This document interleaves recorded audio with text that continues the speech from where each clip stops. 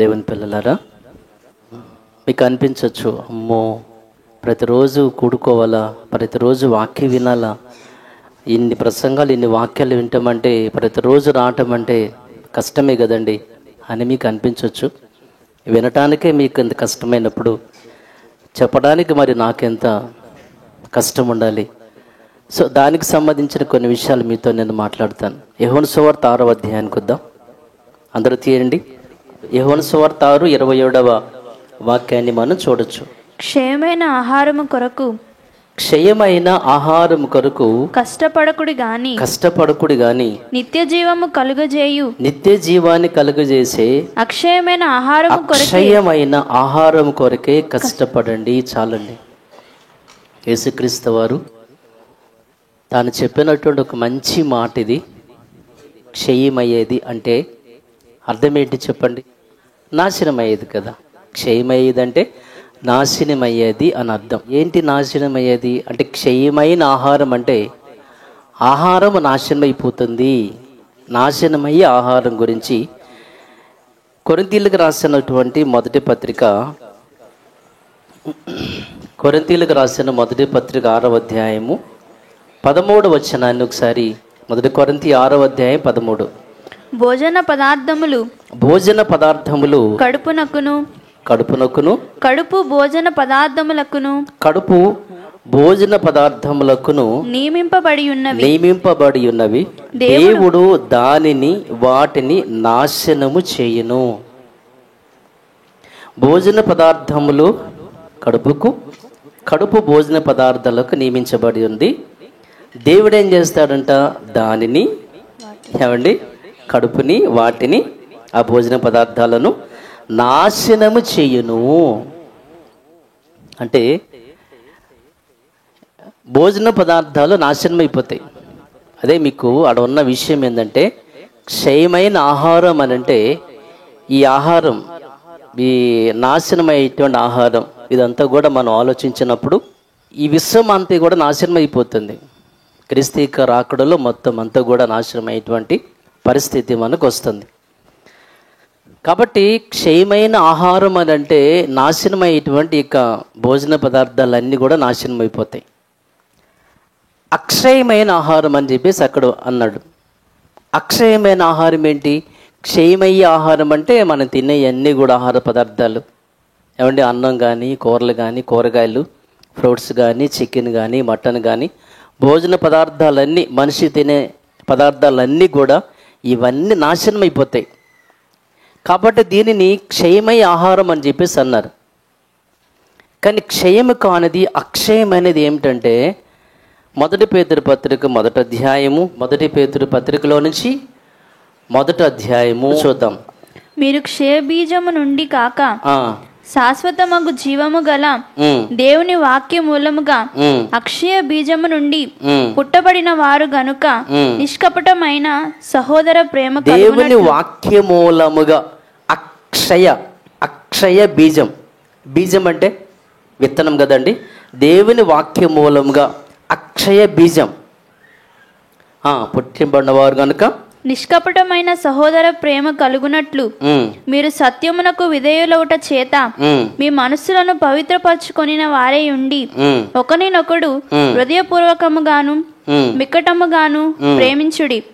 ఏలయనగా సర్వ శరీరులు గడ్డిని పోలిన వారు వారి అందమంతయు గడ్డి పువ్వులే ఉన్నది.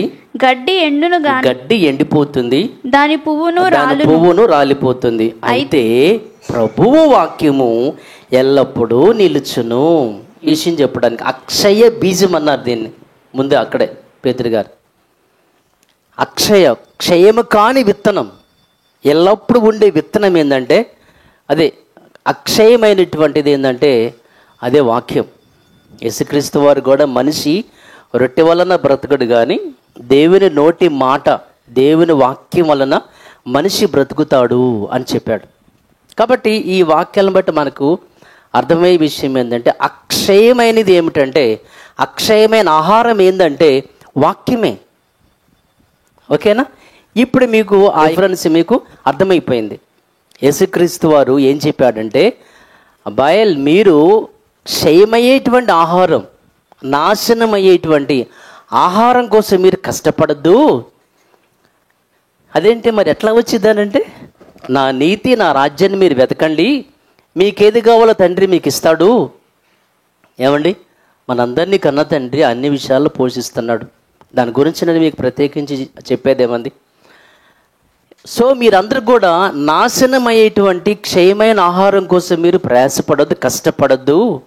నాశనం కాని అక్షయమైనటువంటి దేవుని వాక్యం కోసం మీరు కష్టపడండి అని చెప్పాడు. ఇది ఆయన చెప్పిన విషయం. మీరు క్షయమయ్యేటువంటి భోజనం కోసం, ఫుడ్ కోసం మీరు కష్టపడద్దు. అక్షయమైనటువంటి నాశనం కానటువంటి దేవుని వాక్యం కొరకు మీరు కష్టపడండి అని అంటే, మనం ఎంతమంది దీని గురించి ఆలోచన చేద్దాం. ఏమండి, ఈ రోజున మనిషి దేని కొరకు కష్టపడుతున్నాడు? ఉదయం లేచిన దగ్గర నుంచి హడావుడి దేనికోసం? ఉదయాన్నే లేచిన దగ్గర నుంచి మన యొక్క హడావుడి ఎలా ఉంటుందంటే, అసలు ఊరుకులు పరుగులే కదండి. పొద్దున్న లెగిసి మన ఇంట్లో పనులు తీసుకుని, వంట చేసుకుని, బాక్స్ పెట్టుకుని, అసలు ఉరుకులు పరుగులే. అసలు డ్యూటీ సాయంకాలం వరకు కూడా పనికి వెళ్ళేవాళ్ళు పనికి, డ్యూటీకి వెళ్ళేవాళ్ళు డ్యూటీకి, దేనికి వెళ్ళేవాళ్ళు దానికి ఉరుకులు పరుగులే.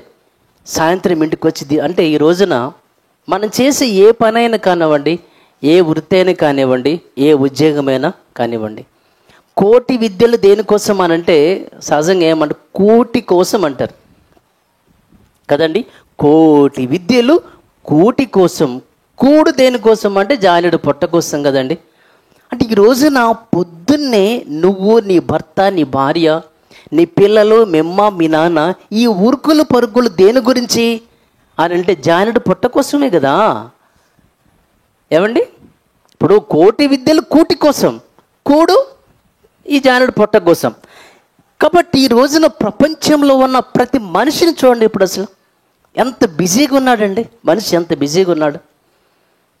ఏమండి, స్కూల్కి వెళ్ళే పిల్లలు స్కూల్కి, కాలేజీకి వెళ్ళే పిల్లలు కాలేజీలకి, ఏదో ఒక పనికి వెళ్ళేవాళ్ళు. అస్సలు విరామం లేదు, అస్సలు విరామం అనేదే లేదు. విరామం లేకుండా, విశ్రాంతి లేకుండా మనిషి ఈ రోజున దేనికోసం కష్టపడుతున్నాడయ్యా అని అంటే, తినటానికి ఒక ముద్ద కోసం, పట్టడి మెతుకుల కోసమే కదండి. ఏమండి, మరి వాక్యం కోసం మనం ఎంతమంది ప్రయాసపడుతున్నాం ఒకసారి మీరు ఇది నేను అంటున్నానని కాదు, యేసుక్రీస్తు వారు చెప్పిన మాటని ఎవరికి వారుగా కాసేపు మీరు ఆలోచించకండి. మనం లేచిన దగ్గర నుంచి దేని కొరకు కష్టపడుతున్నాము? వాక్యాన్ని నేర్చుకోవడానికా, లేకపోతే బ్రతకడానికి, బ్రతుకు తెరువు కోసమా? ఎవరికి వారు చెప్పేటువంటి ఆన్సర్లు ఏంటి? ఏమండి, బ్రతుకు తెరువు కోసం, బ్రతకడానికి పట్టెడు మెతుకుల కోసం. ఈ రోజున మనక యేసుక్రీస్తు వారేమో దానికోసం అది కష్టం. మీరు అక్షయమైన ఆహారం ఉందే, వాక్యం కోసం కష్టపడమంటే దానికోసం అసలు ఏమాత్రం కష్టపడే ప్రసక్తే లేదు. డ్యూటీకి వెళ్ళాలి కదా, పనికి వెళ్ళాలి కదా, జాబ్కి వెళ్ళాలి కదా, మరి వృత్తికి వెళ్ళాలి కదా, మరి వ్యాపారానికి వెళ్ళాలి కదా. మరి ఎలాగండి పాస్టర్ గారు? సరేనమ్మా, మీరు వెళ్ళాలి కదా, మరి బుధవారం సాయంత్రం పెడుతున్నా, మీకు వీలు ఉంటుందని. శుక్రవారం అంటే మీకు గృహకూడిక, సరే వీలు పడదు అనుకుందాం, మీరు వెళ్ళేటువంటి ఉద్యోగాలు అలా ఉన్నాయి కాబట్టి. కానీ బుధవారం సాయంత్రం ఏర్పాటు చేస్తున్నామండి, రండి అని చెప్పేసి అన్నాం అనుకోండి. అయ్యో పాస్టర్ గారు, పొద్దున్న నుంచి సాయంకాలం దాకా డ్యూటీకి వెళ్ళి, పనికి వెళ్ళి, జాబ్కి వెళ్ళి, వ్యాపారానికి వెళ్ళి, సాయంత్రం ఇంటికి వచ్చేసరికి అలసిపోతున్నామండి, ఒళ్ళంతా నొప్పులు, ఇంట్లో పనులు చేసుకోవాలి, దానికి తోడు అసలు ప్రాణమంతా అలసిపోతుంది. అసలు కష్టపడి వస్తున్నామే, మరలా బుధవారం సాయంత్రం వచ్చి కాసేపు వాక్యం వినాలంటే ఆ కష్టం పడలేకపోతున్నామండి అని మీలో చాలామంది రావట్లేదు.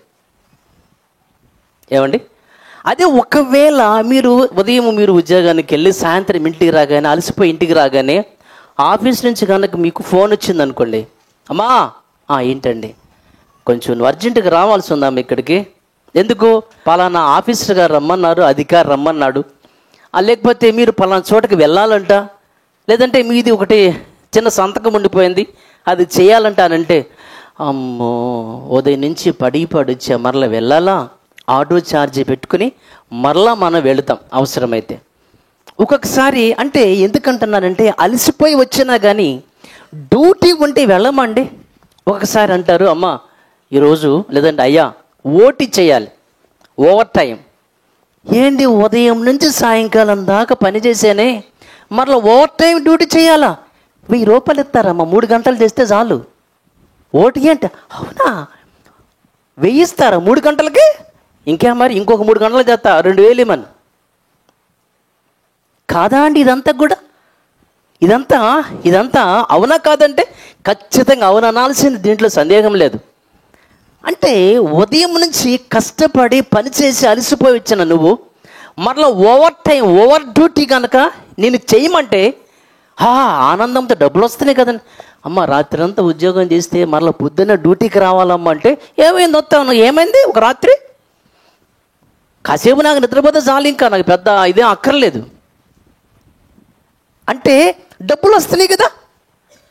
అంటే డబ్బుల కోసము, శాలరీల కోసము, జీతాల కోసము అవసరమైతే ఓవర్ టైం కూడా వర్క్ చేసి కష్టపడుతున్నవే. అయ్యో వాక్యం వినటానికి బుధవారం సాయంత్రం రమ్మంటే, అమ్మో ఎక్కడ పాస్టర్ గారు మీకు తెలియట్లేదు మా సంగతి, పగలంతా అటు తిప్పి ఇడి తిప్పి కూర్చుని అలసిపోతున్నామండి, చెప్పి మేము అలసిపోతున్నామండి, మరలా వచ్చి వాక్యం వినాలంటే కాసేపు ఎక్కువ కుదరదండి పాస్టర్, అలసిపోయి వస్తున్నాం కదండి, ఇంత కష్టపడి వస్తున్నా, ఏది శరీరం కోసం కష్టపడుతున్నావు, ఈ లోకపు ఆహారం కోసం కష్టపడుతున్నావు, ఈ లోకంలో బ్రతకడానికి కష్టపడుతున్నావు. ఏమండి ఒకసారి మీరు ఆలోచించండి, ఉదయం లేచిన దగ్గర నుంచి 24 అవర్స్ ఎంత బిజీగా మనం ఉంటున్నాం. ఇది దేనికోసం అంటే 70 సంవత్సరాలు నువ్వు బ్రతకడానికే కదా. ఏమండి 60-70 సంవత్సరాలు ఒకసారి మనకి వర్షం వచ్చిన డ్యూటీకి వెళ్ళాలి, చేసేటువంటి పనికి వెళ్ళాలి, వర్షం వచ్చినా వెళతాం, ఎండొచ్చినా వెళతాం, ఏమండి శీతాకాలమైనా వెళతాం, పొద్దున్న లేచి మరి ఒకవేళ మనకి ఒంట్లో బాగలేదు అయినా వెళ్తాం, ఈడ్చుకుని మరి వెళ్ళాం మనం. అంటే ఈ లోకంలో జీతాల కోసము, డబ్బుల కోసము, శరీర సంబంధమైనటువంటి ఆహారం కోసము, వీటి కోసం ఎంత కష్టపడుతున్నాం కదండి మనం. ఇక్కడికి వచ్చి కాసేపు అలా ఫ్యాన్ కింద కూర్చొని వాక్యం వినటానికి కష్టమండి మీకు. అరే ఇక్కడ మిమ్మల్ని నేను ఏమన్నా చేయమంటున్నానా, అమ్మ మీరు ఇక్కడికి వచ్చి అంట్లు తోమండి, లేదంటే మీరు వంట చేయండి, లేదంటే మీరు స్పీకర్ బాక్సులు పెట్టండి, ఇవన్నీ మరి మోసుకుని వెళ్ళాలి, ఇవి చెప్తున్నారు కొంతమంది. 20 ఏళ్ల నుంచి ప్రేయర్కి వచ్చినా ఇటు పొలదీసి అటు బెటరు చేయరు, మేమేంటి మాకు ఇదేంటి అనేటువంటి ఫీలింగ్ అమ్మ నాది తెలీదు. అంటే పరిచయం చేయటానికి మీరు చేయలేరు అంటే ఎందుకు తగ్గాలనా, తగ్గించుకోండి కదా మనకు పరలోకం వచ్చేది, కానీ తగ్గం మనం. సరే వచ్చి వాక్యం ఫ్యాన్ కిందకు వచ్చిన వాక్యమేనమ్మా బుధవారం అంటే ఆడండి చాలా కష్టం కదండి, పగలంతా పనికి వెళ్ళి వస్తున్నాం, అది పైగా ఒంట్లో బాగాలేదండి పాస్టర్ గారు, ఒంట్లో బాగపోతే ఉద్యోగానికి వెళ్ళవా, ఒంట్లో బాగపోతే ప్రయాణాలు చేయవా, ఊర్లు వెళ్ళవా, ఒంట్లో బాగపోతే షాపింగ్లకు పోవంటే అన్ని చోట్లకి వెళ్తాం, ఒంట్లో బాగపోతే ఎక్కడికైనా వెళ్తాం, కానీ సంఘానికి వచ్చి వాక్యం వినాలంటే కష్టం. ఆ కష్టం మేము పడలేం. ఏదో ఆదివారం మాకు ఉద్యోగాలు లేవు కాబట్టి, వ్యాపారాలు లేవు కాబట్టి, ఏ పని లేదు కాబట్టి, ఒకవేళ పని ఉంటే, ఉద్యోగం ఉంటే, డ్యూటీ ఉంటే, ఊరు వెళ్ళాల్సి వస్తే, మా చుట్టాలు మరి హాస్పిటల్లో ఉన్నారు వెళ్ళాల్సి వస్తే వెళ్ళాలి కదండి. మరి ఏమండి మీరేంటో, మీ భక్తి ఏంటో, ఒకసారి మీ ఆత్మీయ జీవితం ఏంటో ఒకసారి మీకు మీరే ఆలోచించుకోండి. నేను అంటాను ఒకసారి ఎవరికి వాళ్ళుగా పరీక్ష, మనం ఎలా ఉన్నాం అనేది ఎవరికి వారు ఒకసారి ఆలోచించండి. రోజు రావాలా, ఎంత కష్టం అది, రోజు ఉద్యోగానికి వెళ్ళాలా అని అనుకోవే, మరి రోజు తినాలే అని అనుకోవే, రోజు పలావ్ అని అనుకోవే, అంటే శరీర సంబంధమైన ఈ ఆహారం కోసము విసుగు ఉండదు, కష్టం ఉండదు, బాధ ఉండదు. కానీ ఆత్మ సంబంధమైన ఆహారం కోసం మాత్రం ఎన్ని సాకలండి మనం, చెప్పండి. మరి బాప్తిసం మరి ఎందుకు పొందుకున్నామంటే, ఏదో అందరూ బాప్తిసాలు పొందుకుంటున్నారు కదండి, మేము కూడా పొందామంతే. వాళ్ళు పొందకపోతే బాగోదుగా. ఏంది ఈవిడ బాప్తిసం పొందలేదు, అందరూ పొందారు అని నా గురించి మళ్ళీ చర్చలు అందరూ అనుకుంటారు కదా, లేనిపోయిన జాబ్. బాప్తిసం పెద్ద కష్టమేముంది ఏమంటే? బాప్తిసం అంటే ఏంది? నీళ్ళలోకి వెళ్ళాలి, ఎవరొకళ్ళు పట్టుకుంటారు, లెఫ్ట్ రైట్ ఫ్రంట్ బ్యాక్ అందరు ఉంటారు కదా సరౌండింగ్లో. జాగ్రత్త, మళ్ళా భయం కదండి మనకి. జాగ్రత్తగా తీసుకుని వెళ్ళి మీ చేత ప్రార్థన చేయించి తండ్రి కుమార పరిశుద్ధాత్మ నామములో మీకు బాప్తిసం. అది పెద్ద కష్టమేముంది? కొంతమందికి సరదాగా ఉండిద్ది అది. కాలువలో ఎప్పుడన్నా మనం దిగేమా మునిగేమా? ఇప్పుడు లేదు కదా. అసలు కాలం అంటే చుట్టూతో సెక్యూరిటీ ఉండి కాలం మునగటం అంటే అది చాలా ఇదిగా ఉంటుంది కదా. ఏమండి, చాలా ఈజీగా సుఖంగా ఉంటుంది బాప్తిసం అంటే. బాప్తిసం అంటే మీరు ఏమైనా కష్టపడ్డారు చెప్పండి? ఏమండి, ఎవరు కష్టం? మొన్న సౌభాగ్యం టీచర్ గారికి మాత్రం కొంచెం ఇద్దరు ముగ్గురు కష్టపడ్డారు. ఆ పెద్దావిడి కాబట్టి ఒక చైర్లో తీసుకుని వెళ్ళి ఆమెను ఇవ్వటానికి కొంచెం ఇదయింది. అంతకు మించి మనం ఎవరు కష్టపడలేదు. బాప్తిసం ఈజీగా ఉంటుందిగా. బాప్తిసం పెద్ద కష్టమేముంది? అది పెద్ద కష్టమేం కాదు. కష్టపడాలంటే ఒకవేళ నేను అంటాను, అమ్మా బాప్తిసం అంటే ఒక్కొక్కళ్ళు కనీసం 10,000 ఇవ్వాలి అన్నాను అనుకోండి, ఒక్కడ కూడా ముందుకు రాడు బాప్తిసాలకి. ఎందుకని? పరలోకం అంటే మామూలు విషయం అండి. 1 కోటి రూపాయలు ఇచ్చినా రాదది. నువ్వు ఎన్ని కోట్లన్నీ ఇచ్చుకో రాదది. అంబానీకి కూడా లేదు అవకాశం. అంబానీ అయినా అనిల్ అంబానీ, ఆయనకి కూడా ఈ అవకాశం లేదు ఆయనకి. అంటే భారతదేశంలో కోటీశ్వరుడు ఆయన. ఆయనకి ఒక మెగాస్టార్ చిరంజీవి గారికి ఆంధ్ర రాష్ట్రంలో ఒక సీఎంకి పిఎంకి కూడా లేదు ఈ అవకాశం. కోట్లు ఇచ్చినా లేదండి ఇది. కాబట్టి అమ్మా, ఇన్ని కోట్లు ఇచ్చినా ఈ అవకాశం లేదు కాబట్టి ఒక 10,000 ఇచ్చుకో, నేను నీకు పరలోకం ఇస్తా బాప్తిసం ఇచ్చి. అమ్మో పాస్టర్ గారు 10,000 ఆడుతామండి. అమ్మా 10,000 ₹1,00,000 స్థలం వచ్చిందంటే ఏమండి?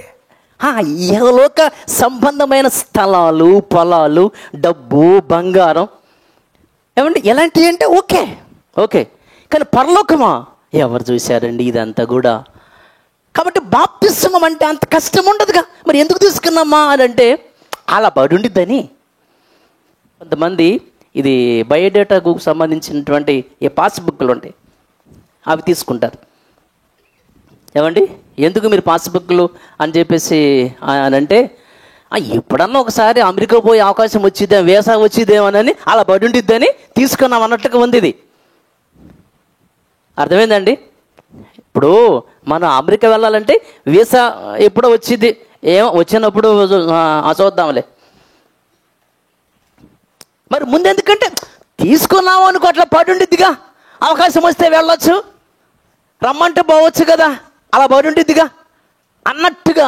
బాప్తిసం అంటే అలా బడి ఉండిద్దిగా. యేసుక్రీస్తు వచ్చినప్పుడు తీసుకెళ్ళాడు, లేదంటే నరకానికి పోతాం, తీసుకుంటే తప్పేమంది, అలా బడి ఉండిద్దిగా దుప్పట్లాగా అన్న ఉద్దేశమే తప్ప అసలు పరలోకం అంటే అంత ఈజీ అండి అసలు అది. ఏమండి, అది అంత ఈజీ అనుకున్నారా? కష్టపడకుండానే వచ్చింది అది. ఏమండి, ఇప్పుడు నేను ఎప్పుడు కూడా మీతో ఒక మాట చెప్తాను.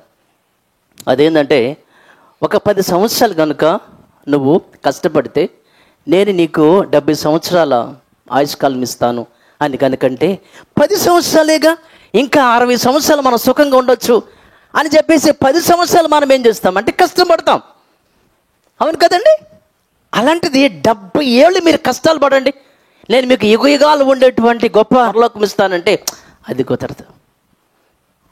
10 సంవత్సరాలు కష్టాలు పడితే 70 ఏళ్ళ నీకు మరి సుఖాన్ని ఇస్తానంటే ఇష్టపడతామే? 70 ఏళ్ళ కష్టాలు పడమ్మా, నేను నీకు మరి పరలోకం ఇస్తాను, యుగాలు ఉండేటువంటి సుఖాలు ఇస్తానంటే ఎవరు కష్టపడమే? కష్టపడలేమండి. ఒకసారి ఆలోచించండి. 70 ఏళ్ళ జీవితం కోసం ఎంత కష్టపడుతున్నారే. పగలు రాత్రి ఉదయం మార్నింగ్ ఎర్లీగా లేచి ఈవినింగ్ నైట్ వచ్చేసరికి ఇంత మనకి టైం ఉరుకులు పరుకులు బిజీ, పిల్లల దగ్గర నుంచి పెద్దల వరకు అందరు బిజీయే. ఇంత కష్టపడుతున్నామే 70 ఏళ్ళ బ్రతుకు కోసం, యుగాలు ఉండే ఆ బ్రతుకు, ఆ సుఖం కోసం మరి కష్టాలు పడొద్దా? వద్దండి, మాకు ఈ కష్టం వద్దంటావా?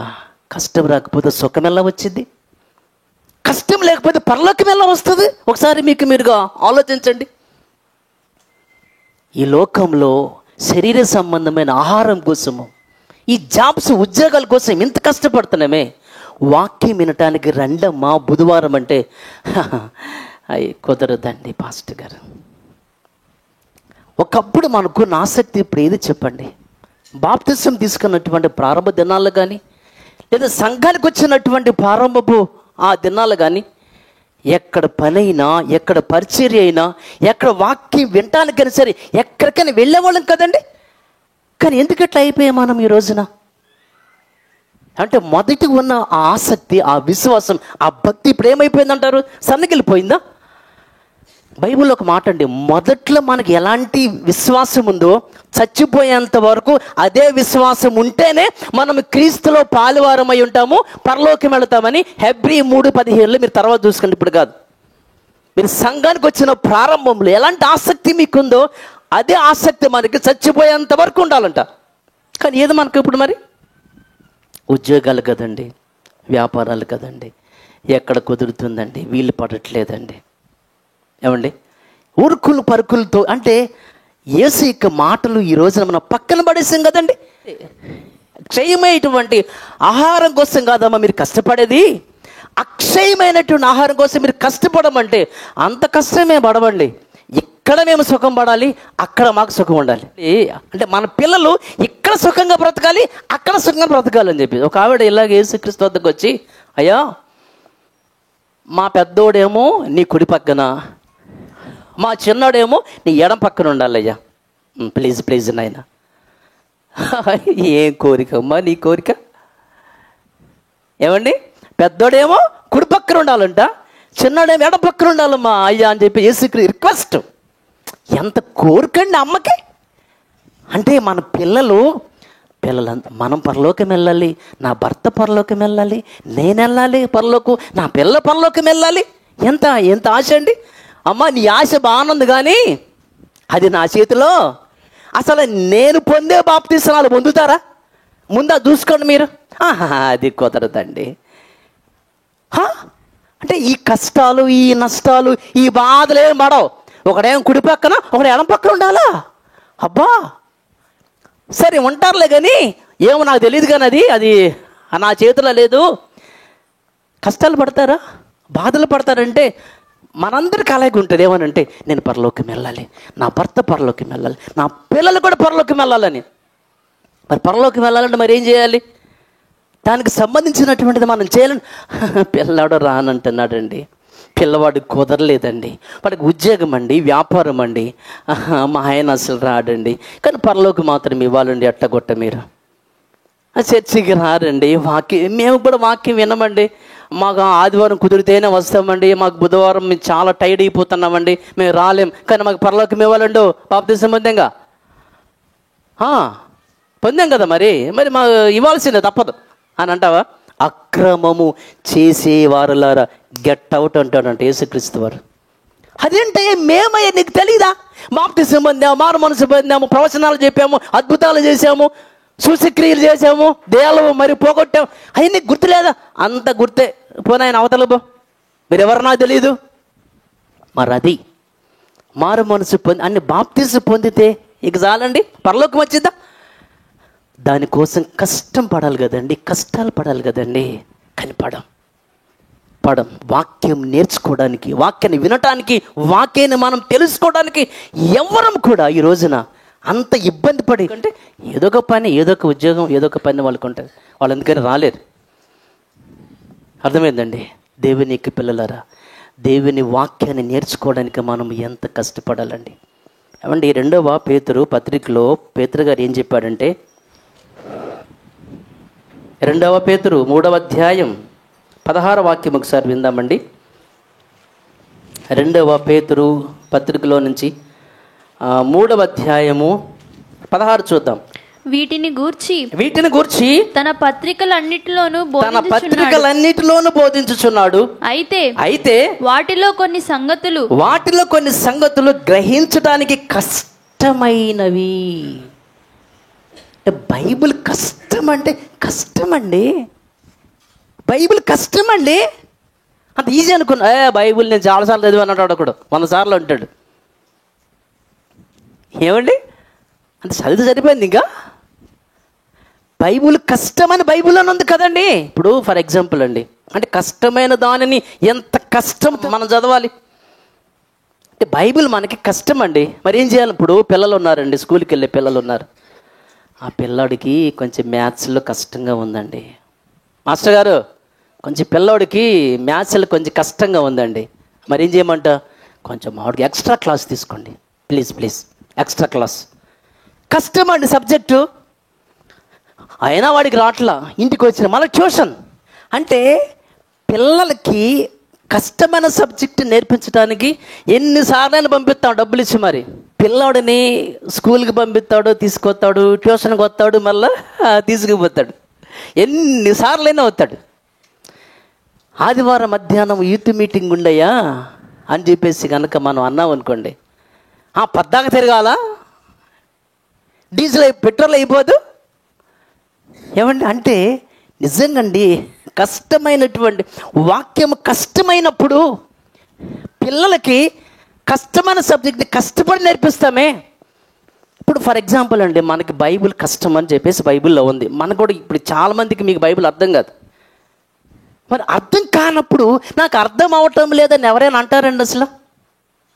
ఏమండి ఆర్థిక మంత్రి వచ్చి ఆయన అట్లా వెళ్తూ దూరం అండి, అమ్మో యెరూషలేము నుంచి ఐతియోపియా దేశానికి ఆరాధనకు వచ్చాడంటే కష్టం అనుకోలేదు. ఆరాధన అంటే దూరమైనా వచ్చేవాడు. మనలో చాలామంది దూరమైనా వస్తున్నారు, మంచిది, సంతోషం. ఆయనకి తన యొక్క ప్రయాణంలో బైబిల్ చదువుతున్నాడు ఆయన. మనం ఎప్పుడైనా ప్రయాణంలో బైబిల్ చదువుతామండి? మీరు చెప్పండి. ఏమంటే ట్రైన్లో వెళ్తున్నామండి, బైబిల్లో మనం ఎందుకని పొరపాటున బైబిల్ తీసామనుకో పక్కోళ్ళు, ఏమండి మీరు చర్చికి వెళ్తారా, మీరు క్రిస్టియన్సా, మీరు మాలోళ్ళ మాదిగోళ్ళ, ఇవన్నీ ఎంక్వైరీలు చెప్తారు. యాడ చెప్తా? బైబిల్ క్లోజ్ చేసి పక్కన పడేసామనుకో, అసలు ఒక బొట్టి పెట్టామనుకో, ఇక మన జోలికి రారు ఇక వాళ్ళు. ఎందుకని? అలా కలిసిపోతాంగా మనం. ఇప్పుడు బైబిల్ తీసామనుకో 1,00,000 ప్రశ్నలు మనం అలా అడుగుతారు, మనం చెప్పాలి వాళ్ళకి. ప్రయాణంలో విశ్రాంతి అప్పుడు, రెస్ట్ అప్పుడు అలా ప్రయాణం కదా, మరి టైం వేస్ట్ ఎందుకు? ఎవ్వరం బైబిల్ తీయము. పొరపాటు కూడా పొట్లాలు తెస్తాం వెళ్ళేదాకా తినటానికి కదండి. ట్రైన్ అయినా స్టేషన్ ఆగింది కానీ మరి నోర్లు మాత్రం ఆగవు, తింటానే ఉంటాం హైదరాబాద్ పోయేదాకా, జర్నీ మనం గమ్యం చేరేంత వరకు. ప్రయాణంలో ఆయన వాక్యం ఆయనకు అర్థం కావట్లేదు, అర్థం కాపని చదువుతున్నాడు. చాలామంది ఏమ్మా నువ్వు బైబిల్ చదువుతున్నాడు, అర్థం అవ్వట్లేదని బైబిల్ చదవట్లేదండి అని చెప్పి ఆర్థిక మంత్రి గారికి అర్థం కాకపోయినా చదువుతున్నాడు. అర్థం కాకపోయినా చదువుతున్నాడండి ఆయన. ఈ లోపుగా ఫిలిప్ గారు అక్కడికి వస్తాడు. ఏమంటే మీరు చదివేది మీకు అర్థమవుతుందంటే, నాకు అర్థం కావట్లేదండి, నాకు ఎవరైనా త్రోవ చూపాలి కదా, నాకు దాని గురించి వివరంగా చెప్పాలి కదా, రండి పక్కన కూర్చోండి. తన పక్కన కూర్చో, ఎంత అసలు అతనుకున్న హంబుల్నెస్ అనండి. ఏమంటే ఒక సీఎం పక్కన మనం కూర్చోవాలంటే కూర్చుంటామా? ఒక ఎందుకు గ్రామ పంచాయతీ ఆఫీసర్ ఉంటే ఆయన పక్కనే మనం కూర్చోబెట్టుకున్నాడు. ఆయన ఏది పెద్ద బియ్యం షీట్ లాగా బిల్డప్ ఎత్తాడు. ఎందుకని ఆయన అక్కడ సర్పంచ్ అండి, ఆ ఊరికి సీఎంఏ కూర్చొని కదండి. ఒక ఆర్థిక మంత్రి, ఒక దేశానికి ఆర్థిక మంత్రి అంటే ఆయనకి హంబుల్నెస్ ఏంటంటే, ఏమండి నేర్చుకోవడానికి మొదటి మెట్టు తగ్గింపు. రాసుకోండి మీరు కావాలంటే, నేర్చుకోవడానికి మొదటి మెట్టే తగ్గింపు. నాకు అర్థం కావట్లేదు, ఎవరైనా సరే నాకు బైబిల్ అర్థం అవ్వట్లేదు అంటారండి. ఏమండి ఎప్పటికీ నాకు బైబిల్లో తెలియని విషయాలు చాలా అంటే చాలా ఉన్నాయండి. నేను బైబిల్లో పరిపూర్ణుడు కాదండి. నాకు తెలిసి కూడా ప్రపంచంలో ఎవ్వడు కూడా బైబిల్లో పరిపూర్ణుడు లేడు. అందరం నేర్చుకుంటున్నాం అంతే. నేను కూడా అంతే, నేర్చుకుంటూ నేర్పిస్తున్నాను. నాకు ఇంకా తెలియని విషయాలు చాలా చాలా ఉన్నాయి, కష్టపడుతున్నాను నేను. యాక్చువల్గా రేపు వారం మీకు ఒక టాపిక్ మీకు చెప్పాలంటే, ఇన్ని టాపిక్ చెప్పాలంటే నేను సింపుల్గా చెప్పచ్చు, సింపుల్ ఆన్సర్. ఇప్పుడు నిన్న అబ్బాయితో అంటున్నాను, లక్ష్మీనారాయణతో ఏదో విషయం మీద మాట్లాడుతూ, నేను ఈ వారం రోజుల్లో సింపుల్గా ఆన్సర్ నేను మీకు చెప్పొచ్చు. సింపుల్ ఆన్సర్లే. సర్వాధికారి ఎవరంటే మీకు ఈజీగా చెప్తా ఒక రెఫరెన్స్తో. మహాదేవుడు ఎవరంటే ఈజీగా చెప్తాను రెఫరెన్స్తో. కానీ అలా కాదు, మీ అందరికి మరలా ప్రశ్నలు రాకూడదు. ఎవరైనా మాట్లాడితే మీ దగ్గర ఫుల్గా ఒక ఆన్సర్ ఉండాలి. సో ఒక తల, దానికి ఒక బాడీ, ఈ ఉదరం, ఈ కాళ్ళు, బాడీ తీసుకురావడానికి మీకు అర్థమయ్యే రీతిగా నేను మీకు చెప్పడానికి చేస్తున్నటువంటి ప్రయత్నం ఇదంతా కూడా. కాబట్టి బైబిల్ అంటే అంత ఈజీ కాదు అనుకుంటున్నాం, ఈజీ అనుకొని. చాలామంది ఈ లోకంలో సైన్స్ కన్నా, లెక్కల కన్నా, ఇంకా మరి సోషల్ కన్నా, అన్నిటికన్నా కష్టమైనది బైబిల్. అరే, మనుషులు రాసినటువంటి ఈ పుస్తకాలు ఇంత కష్టమైనప్పుడు పరిశుద్ధాత్మ రాసినటువంటి ఇక గ్రంథము ఎంత కష్టమండి ఇది అనుకోవట్లే మనం. కష్టమండి ఇది. మరి కష్టమైన బైబిల్ని కష్టపడి నేర్చుకోవాలని మనము మరి అనుకుంటున్నామండి. నాకు యేసుక్రీస్తు వారు దేవుడు కాదని పాస్టర్ గారు చెప్తున్నారు. కానీ చిన్నప్పటి నుంచి నాకు యేసుక్రీస్తు వారు దేవుడనే విన్నాను, అదే చదివాను. ఉద్యోగం మానేయాలి, ఈరోజు జాబ్ మానేసి పక్కన పడేయాలి, పాస్టర్ గారు వద్దకు వెళ్ళాలి, లేదంటే బుధవారం వెళ్ళాలి, ఆయన ముందు ఉండాలి, కూర్చోవాలి. పాస్టర్ గారు ఇది చెప్పండి, అది చెప్పండి, ఇది గొక్క తిప్పుకోనికూడదు. పాస్టర్ గారిని గొక్క తిప్పుకోకూడదు. క్వశ్చన్స్ మీద క్వశ్చన్స్ మీద క్వశ్చన్స్. లేకపోతే ఇంట్లో పేపర్ తిప్పి ఇడి తిప్పి అడి తిప్పి చదివి ఏమిలే. అంత కష్టపడతామండి అసలు మనము? అంత కష్టపడతామా?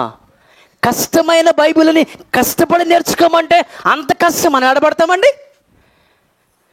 కష్టపడలేమండి. ఏమండి, చాలామంది కూడా ప్రపంచంలో పండగలు తెస్తున్నారు, అంత బిజీ. ఎవరైనా నా చిన్నప్పుడు, నాకన్నా ముందు కూడా ఒక 50 years మరి బ్యాక్ అండి, క్రిస్మస్ అంటే ఆ రోజే చేసేవాళ్ళు.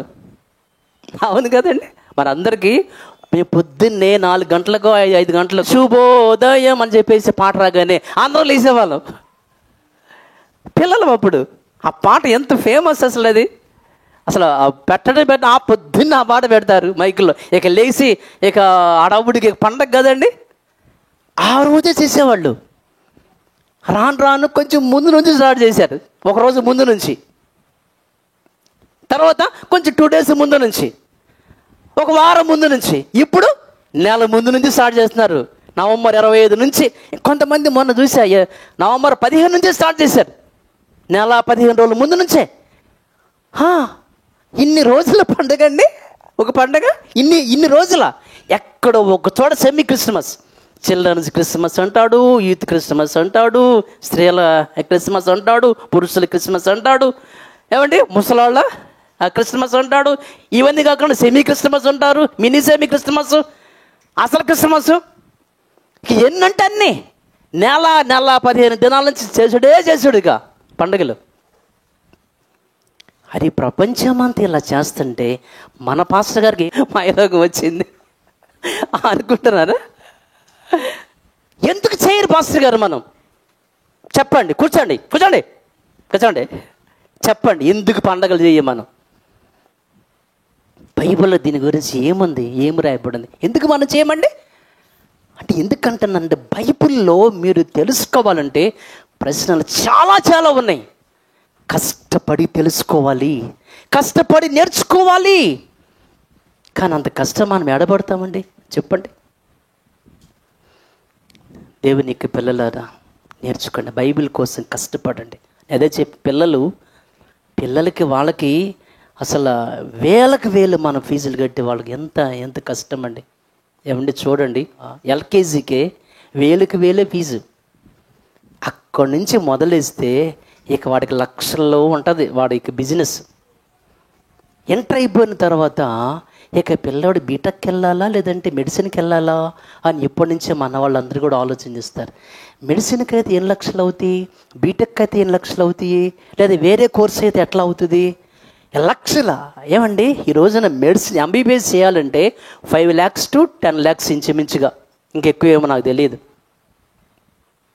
ఇది అయిపోయిన తర్వాత మరలా పీజీ ఎండీ చేస్తే ఇంకొక 15-20 లక్షలు 25 లక్షలు. ఇక్కడ కాదు, ఇండియాలో కాదు, అమెరికాలో చేసాం మనకి ఎండి. అసలు పీజీ ఇంకా సూపర్గా ఉంటుంది. ఏమని పలానా సుబ్బారావు అమెరికానో లేదంటే ఎండి లండన్ అని చెప్పేసి పక్కన అది ఉంటే కనుక ఎంత సూపర్గా ఉంటుందో. ఏమండి 25 లక్షలు అవుతుందండి ఇంచుమించు. కంటే తర్వాత జాబ్ గురించి తర్వాత వేరే సంగతి. ఆ డబ్బులు తీసుకుని వెళ్ళి బ్యాంకులు వేసుకుంటే చక్కగా 25 లక్షలు వడ్డీతో బతకొచ్చు. భార్య పిల్లలు బతకొచ్చు.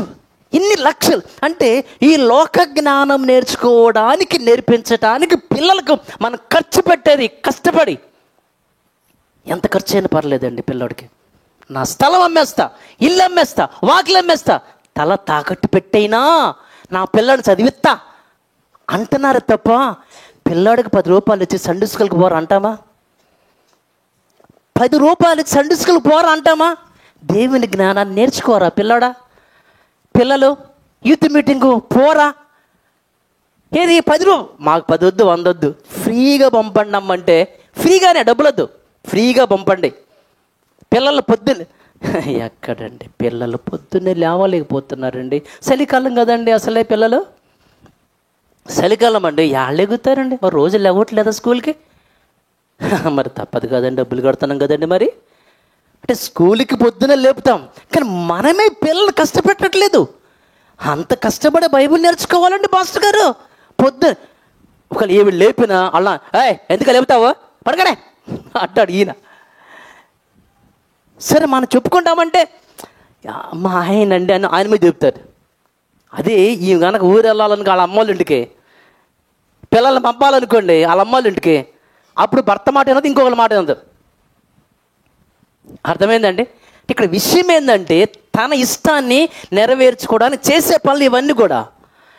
పిల్లలండి సండే స్కూల్ 10 రూపాయలు లేదు, వేలుకి వేలిచ్చండి, వేలుకి వేలిచ్చి. దేవుని పిల్లలారా, ఒకవేళ మీరు కనుక అది మీ ఇష్టం, మీకు డబ్బు ఉంది మీరు చేసుకోండి. ఆదివారం ఒక రోజు 1 గంట సేపు దేవుని వాక్యాన్ని నేర్పిస్తాము రెండమ్మ అంటే పిల్లడు వారం అంతా కష్టపడుతున్నాడు కదండి. వారం అంతా స్కూల్లో కూర్చుని ఆదివారం వాడికి ముడ్డి నొప్పి పడుతుందంట. వాడికి కూర్చోవాలంటే కూర్చున్నాడు. ఈవిడ ఆమెకు సపోర్ట్ అసలు మీకే లేదు. దేవుని జ్ఞానం నేర్చుకోవాలని మీకు లేదు, పిల్లలకు నేర్పాలని మీకు లేదు. అమ్మ ఎట్లా ఉంటుందో కూతురు అట్లాగా ఉంటుంది, నానెట్లా ఉంటాడో కొడుకు అలాగే ఉంటాడు, సేమ్ అంతే. ఇవన్నీ కూడా మనకు బైబిల్ చెప్పే విషయాలు. దేనికోసం మనం కష్టపడుతున్నాం మీరు చెప్పండి? ఇంతకీ ఈ లోక జ్ఞానం గురించి ఆలోచన చేస్తే దేవుడు చెప్పాడు అది వెర్రితనము, వెర్రి అని.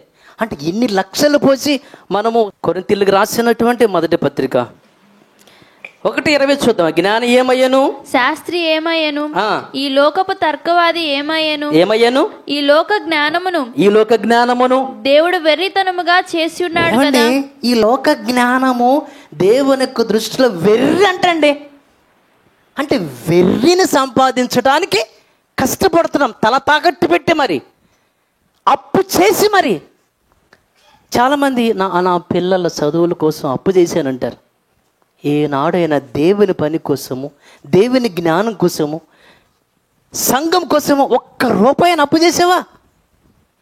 అప్పు చేయమని కాదు తల్లి, అంటే ఈ లోకపు స్టడీ కోసం ఎంత కష్టమైన పడుతున్నాం, అప్పు చేసి మరి. కానీ దేవుని జ్ఞానం కోసం అంత కష్టమైన పడతామండి మనం. అసలు అయ్యో మనకొద్దు ఆ కష్టం. కష్టపడకుండా సుఖం ఎలా వస్తుంది అనుకున్నారు? కష్టం లేకుండా పరలోకం ఎట్లా వచ్చింది అనుకున్నారు మీరు? ఇది వెర్రి అంటే అండి, ఇది వెర్రిని సంపాదించుకోవడం కోసం ఈ రోజున లక్షలు ఖర్చు పెడుతున్నామంటే. సరే పోనీ మన పిల్లలు బాగా చదివారు, ఎంబీబీఎస్ చదివారు, బీటెక్ ఫస్ట్ క్లాస్లో పాస్ అయ్యారు, ఎంబీఏ చదివారు. ఏమండి వాళ్ళు పాస్ అయితే ఎంత సంతోషం అండి మనకి. వాళ్ళు కనుక పాస్ అయితే పండగలు తెస్తాము, ప్రార్థనలు పెడతాము, 100 మందికి భోజనాలు పెడతాం. వాడు దేవుళ్ళు లేడే పట్టించుకోం. ఏ కాడికి అమ్మా నాన్న ఏం కోరుకుంటారంటే నా కొడుకు బాగా చదవాలి, ప్రైజ్ కూడా అవ్వాలి, ఉద్యోగం చేయాలి, బాగా సంపాదించాలి, అమ్మయ్య చాలు అనే తప్ప నా కొడుకు పరలోకి వెళ్ళాలని ఏ తల్లైనా ఆరాటపడుతుందండి ఇక్కడ? లేదు. పోనీ పెరిగినటువంటి పిల్లలు అంత బాగా చదివంట 21వ వచనంలో దేవుని జ్ఞానానుసారముగా లోకము తన జ్ఞానము చేత దేవునిని ఎరుగకుండినందున. సరిపోయింది బో, చిన్నప్పుడే బెటరాడు. ఎందుకని? చదువు ఎక్కువైందిగా, చదువు ఎక్కువైపోయింది. ఇప్పుడు ప్రార్థనకు రాడే కాడు. ఏమండి, నాకు ఎక్కడ కుదురుతుంది మమ్మీ, నాకు ఏడ వీలు పడుతుంది మమ్మీ, ఇక దేవుడు లేడు గీవుడు లేడు. దేవుని పిల్లలారా, లోకము తన జ్ఞానము చేత ఎంబీబీఎస్ చదివారు, బీటెక్లు చదివారు, దేవునిని ఎరుగకుండినందున. దేవుడు ఎవరో మాకు తెలియదు, నాకు దేవుడు అంటే ఇష్టం లేదు, నాకు దేవుడు అంటే నమ్మకం లేదు, నాకు నమ్మకం పోయింది. ఎందుకు నమ్మకం పోయింది? రా వచ్చి కూర్చో. నువ్వేమనుకుంటున్నావు నువ్వు దేవుడి గురించి? కూర్చోబెట్టి మనము చేయము, వాళ్ళు కూడా రా. ఎందుకనంటే వాళ్ళు అట్లా అయిపోయారు ఈ రోజున.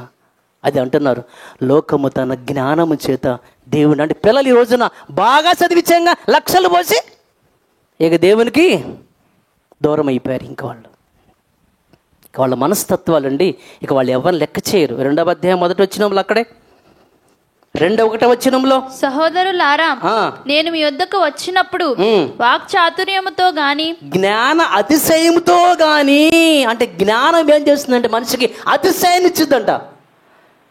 ఏమయ్యా బాగున్నావా, ఎప్పుడైతే ఊరు నుంచి పట్టించుకోరు, అటు వెళ్ళిపోతారు. ఈ దీంతో నేను మాట్లాడేది ఏంటి, నా చదువు ఎంబీబీఎస్ ఎంఎస్ అంటే. మీ పెద్దమ్మే, మీ చిన్నమ్మే, మీ అత్తమ్మే, ఇదేవుతు నా అత్త, నేనేంటి నా ఇక ఎడ్యుకేషన్ ఏంటి పలకరు. ఇది వెలుగుతాడు చూస్తూ ఉంటారు. జ్ఞానము మనిషికి అతిశయనిస్తుంది, పొగరు, గర్వం, చదువుకుందామన్న గర్వం వాళ్ళకి. దేవునికి దూరం అయిపోతున్నారు పిల్లలు ఈ రోజున. కష్టపడి లక్షలు పోసి సంపాదిస్తే అంటే మనమే చేతుల వాళ్ళని దేవునికి దూరం చేసేస్తున్నామంటే లెక్క ప్రతి ఒక్కరిని దేవుడు అడుగుతాడు. ఎవరిని విడిచిపెట్టడు, ఎవరిని కూడా. దేవుని పిల్లలారా, లెక్సిన దగ్గర నుంచి మనం దేనికి వాల్యూ ఇస్తున్నామో మీకు అర్థం అవ్వాలి. చదువు, లోక జ్ఞానం, పని, బిజీ చేసుకో, పర్లేదు. ఎందుకని? తర్వాత ఇటు నీకు ఉన్నదిగా పాతాళంలో. ఒక మంచి వాక్యం మీకు చెప్పనా? ప్రసంగి గ్రంథంలో నుంచి 9వ అధ్యాయానికి వద్దాం. ప్రసంగి 9వ అధ్యాయం 10వ వాక్యాన్ని చూద్దాం. చేయుటకు నీ చేతికి వచ్చిన పొద్దు నుంచి లెగ్సిన దగ్గర నుండి రాత్రి పడుకునేంత వరకు విరామం లేకుండా పని, జాబు, ఉద్యోగం, చదువు, ట్యూషన్లో బిజీ కదండి అందరం గల. అదే చెబుతున్నాడు, చేయుటకు నీ చేతికి వచ్చిన ఏ పని అయినాను నీ శక్తి లోపము లేకుండా భూమి మీద చేసేసుకో, పర్లేదు. ఎందుకంటే నీవు పోవు పాతాళమునందు నువ్వు ఉద్యోగం చేయటానికి, వ్యాపారం చేయటానికి, నువ్వు పని చేయటానికి, పని అయినను, ఉపాయమైనను, తెలివి అయినను, ఎంబీబీఎస్ అయినను, ఎంఏ అయినను, ఈ లోకపు జ్ఞానమైనను ఇక అక్కడ ఉండదు. సరిపోయింది. ఇంకా చేసుకో, ఏం చేస్తాం మరి? నువ్వు చెప్పని ఎంటలేదుగా. నువ్వు చచ్చేదాకా చదువుకో, నువ్వు చచ్చేదాకా పనులు విరామం లేకుండా చదువుకో, విరామం లేకుండా పని చేసుకో. లేచిన దగ్గర నుండి ఒంట్లో బాగపోయిన కష్టపడు, ఒంట్లో బాగపోయిన పనికి వెళ్తాం, వర్షం వచ్చినా పనికి వెళ్తాం. కానీ చర్చికి వర్షం వస్తే, ఎండ కొంచెం ఎక్కువైతే, శీతాకాలం అయితే చేసుకో, నీ ఇష్టం. నువ్వు చచ్చేంత వరకు విరామం లేకుండా పని చేసుకుంటానే ఉండు. పని చెయ్యి, బాగా చదువు. ఎందుకంటే నువ్వు చచ్చాక పాతాళంలో నువ్వు చేసుకోవడానికి ఏ పని ఉండదు, నువ్వు చదువుకోవడానికి ఏ జ్ఞానం అక్కడ ఉండదు. జ్ఞానమైనను, ఏ పని అయినను, ఉపాయమైనను, తెలివితే అక్కడ ఏమీ ఉండవు. మరేముండదు అక్కడ? అగ్ని ఆరదు, పొరుగు చావదు. సరిపోయింది. చచ్చాక కానీ ఒక్కొక్కరికి అర్థం కదండి. అయ్యో మా పాస్టర్ గారు చెప్పారు, మేము వినలేకపోయామండి. కాస్త దేవుని జ్ఞానం తెలుసుకోవడానికి, నేర్చుకోవడానికి కష్టపడండి, రండి అంటే అబ్బో ఉదయం నుంచి ప్రయాసపడ్డామండి పాస్టర్ గారు, కష్టపడి వచ్చామండి ఇంటికి, మరలా రావాలా? చదువు చదువు చదువు చదువు చదువు, జాబు జాబు జాబు. నేను అంటుందండి, పిల్లలని చదివించుకోవద్దా అండి? నా పిల్లలు కూడా చదువుతున్నారండి. నా మాటలు మీకు అర్థం అవ్వాలి, దాని భావం అనేది మీకు అర్థం అవ్వాలి. ఈరోజున మన పిల్లల్ని చదువు కోసం దేవునికి దూరం చేసేసాం, ఎడ్యుకేషన్ కోసం వాళ్ళ సంఘానికి దూరం చేసాం, ఈ లోకపు జ్ఞానం కోసం వాళ్ళని దేవునికి దూరం చేసామంటే అసలు ఏమైనా ఉందండి? అసలు మీరు దేవుడు వస్తే ఆయనకి మీరు ఏం చెప్తారు? మీరు నా పిల్లలు ఏం చేసావమ్మా అంటే, నా కూతురు నీకు ఇచ్చా, నా కొడుకు నీకు ఇచ్చా, నువ్వేం చేసావండి అంటే, బాగా చదివించానయ్యా, నువ్వు కావాలంటే లెక్కలు అడుగు, ఏ లెక్క ఇచ్చినా బాగా చేసేది మా అమ్మాయి, ఇంగ్లీషులో అడుగు, కావాలంటే ఇంగ్లీష్ బాగా మాట్లాడిద్ది మా అమ్మాయి అంటావా? ఎవరికి కావాలి నీ బోడి ఇంగ్లీషు, నీ బోడి లెక్కలు? నేను ఏమి నేర్పించమన్నాను, నువ్వు వాళ్ళకి ఏమి నేర్పించావు? లక్షలు పోసి. అయ్యా బ్రతుకు తెరువు కోసం కదా, 70 సంవత్సరాల బ్రతుకు కోసము ఇంత లక్షలు పోసి ఇంత కష్టపడ్డావే, మరి యుగయుగాలు ఉండే పరలోకం కోసం నువ్వు ఎంత కష్టపడాలి, ఎంత నేర్పించాలి నా వాళ్ళకి? లోక జ్ఞానం కోసము దేవుని జ్ఞానాన్ని విడిచిపెట్టినట్టు వీళ్ళకి అలా తయారు చేసిన నిన్ను ఎవరిని విడిచిపెట్టాడు దేవుడు, మొత్తాన్ని గుట్టలు గుట్టలు పడేసి తోసేస్తాడు అగ్నిగుండంలో, దానిలో సందేహం ఏమాత్రం లేదు. చేసుకోండి పని, ఎంతైనా పని చేసుకోండి. మీరు చచ్చే వరకే ఈ పనులు, ఈ జ్ఞానాలు, ఈ ఎడ్యుకేషన్లు, చచ్చాక నరకానికి వెళ్తారు. దేవుని పిల్లలారా, యేసుక్రీస్తు వారి యొక్క మాటలు వెనుకున్న అర్థం క్షయమయ్యేటువంటి ఆహారం కోసం కాదు మీరు కష్టపడేది, అక్షయమయ్యేటువంటి ఆహారం కోసం. మీరు దానికోసం ఎంతైనా పర్లేదు ఖర్చు పెట్టండి, ఏమండి, ఎంతైనా సరే. బైబుల్ ఏమని చెప్పమంటారా? నీ సంపద మొత్తం ఒకసారి తీయండి. నా వాక్యం సామెతల గ్రంథం 4వ అధ్యాయం 7. జ్ఞానము సంపాదించుకొనుటయే, జ్ఞానము సంపాదించుకొనుటయే జ్ఞానమునకు ముఖ్యాంశము. నీ సంపాదన అంతయు ఇచ్చి బుద్ధి సంపాదించుకొనుము. ఏమండి, ఇక్కడ దేవుడు ఏం చెప్పాడంటే, దేవుని జ్ఞానాన్ని సంపాదించుకోవడానికి నీ రాబడి ఇవ్వమన్నాడా? దశభాగం ఇవ్వమన్నాడా? దేవుని జ్ఞానము సంపాదించుకోవటానికి మీరేం చేస్తారంటే, ఒక 100 రూపాయలు కానికియండి, లేదు దశభాగం ఇస్తే సరిపోయింది. లేదా రాబడిస్తావా అంటే నీకు ఫర్ మంత్ 15,000, 20,000, 30,000 రాబడిస్తావా? పో నీవు. అలా కాదు అక్కడ చెప్పేది. నీ 100 రూపాయలు కానుక కాదు, నీ యొక్క దశభాగం కాదు, నీ రాబడి కాదు, మరి ఏమి ఇవ్వాలి? అక్కడ ఏమని చదవండి, సంపాదన, నువ్వు సంపాదించిన మొత్తం. అబ్బా, ఎంత గొప్ప మాట అండి అసలు అది. దేవుని వాక్యం ఎంత విలువైందండి అసలు అది, ఎంత విలువైందండి అసలు అది. సంపాదన మొత్తం ఇచ్చేయి, మొత్తం ఇచ్చేయి. దేనికోసం? బైబిల్ నేర్చుకోవడానికండి.